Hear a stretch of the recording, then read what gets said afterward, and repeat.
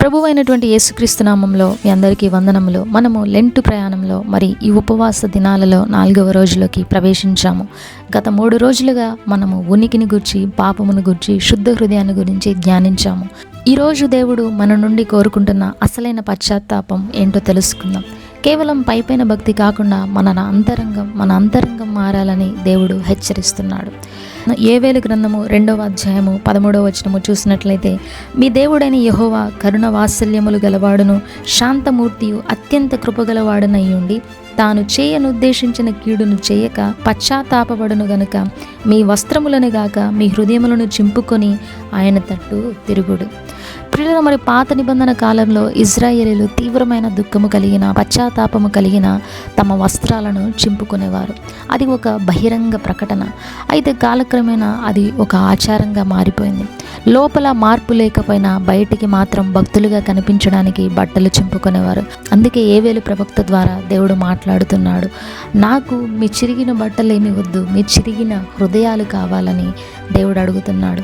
మన భక్తి కూడా కేవలం ప్రార్థనలకు వెళ్ళడం, ఉపవాసం ఉండడం వంటి ఆచారాలకే పరిమితం అవుతుందా? ఒకసారి మీరు ఆలోచించుకోండి. హృదయాన్ని చింపుకోవడం అంటే ఏంటి? హృదయాన్ని చింపుకోవడం అంటే అది గాయపడటం కాదు, అది విరిగి నలిగిన మనసు. మన పాపమును బట్టి మనము పశ్చాత్తాపడి, దేవా నేను ఈ తప్పు చేశాను అని మన అహంకారాన్ని, గర్వాన్ని మరి ముక్కలు చేసుకోవడమే హృదయాన్ని చింపుకోవడం. గట్టిగా ఉన్న నేలను నాగలితో మరి దున్నితే విత్తనం మొలుస్తుంది. అలాగే మన కఠిన హృదయము వాక్యం అనే నాగలితో చీల్చబడాలి. అప్పుడే దేవుని కృప మనలోనికి ప్రవేశిస్తుంది. ప్రియులారా, మరి ఈ సమయంలో మనల్ని మనము ప్రశ్నించుకుందాము. మన ప్రార్థనలో యథార్థత ఉందా? మనము దేవుని ముందు నటిస్తున్నామా? మన పాపపు అలవాట్లను వదులుకోలేక బయటికి మాత్రము నీతిమంతులుగా కనిపిస్తున్నామా? మీ హృదయంలో ఉన్న ఆ కఠినమైనటువంటి హృదయాన్ని చింపివేయమని, తీసివేయమని దేవుని అడగండి. ఆయన కనికరము గల దేవుడు. మీరు విరిగిన హృదయముతో దేవుని దగ్గరకు వస్తే దేవుడు మిమ్మల్ని త్రోసివేయడు. ప్రియులారా, మరి దేవుని యొక్క వాక్యము తెలియపరుస్తుంది, మన యొక్క దేవుడు కృప కలిగిన తండ్రి అండి. ఆయన శాంతమూర్తి, అత్యంత కృపగలవాడు. మనము హృదయాన్ని చింపుకొని దేవుని తట్టు తిరిగితే మరి ఆయన శిక్షించడానికి కాదు కానీ మనల్ని క్షమించగలగటానికి సిద్ధంగా ఉన్నారు. ఈ లెంట్ కాలము శిక్షా కాలము కాదు, కానీ ఇది దేవుని ప్రేమను పొందే అనుగ్రహ కాలం. చిన్న ప్రార్థన చేసుకుందాము.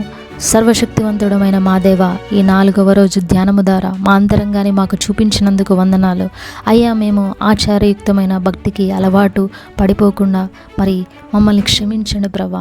పడిపోకుండా నీ కృప ద్వారా మమ్మల్ని రక్షించండి ప్రభా. మా వేషధారణను క్షమించండి. మా హృదయాలను నీ సన్నిధిలో విరిచి నలగగొట్టుకునేలా మాకు మీ కృపను దయచేయండి. మా కఠినత్వాన్ని తొలగించి మెత్తని హృదయాన్ని ప్రసాదించండి. కృపతో మమ్మల్ని కడిగి మీ తట్టు తిరిగే మనస్సును మాకు దయచేయండి. యేసు నామములో వేడుకుంటున్నాము తండ్రి, ఆమేన్. ప్రియులారా, మరి మీ అందరికీ దేవుని కృప తోడై ఉండును గాక. ఈ సందేశము మీకు నచ్చితే ఇతరులతో మరి షేర్ చేయండి. God bless you all.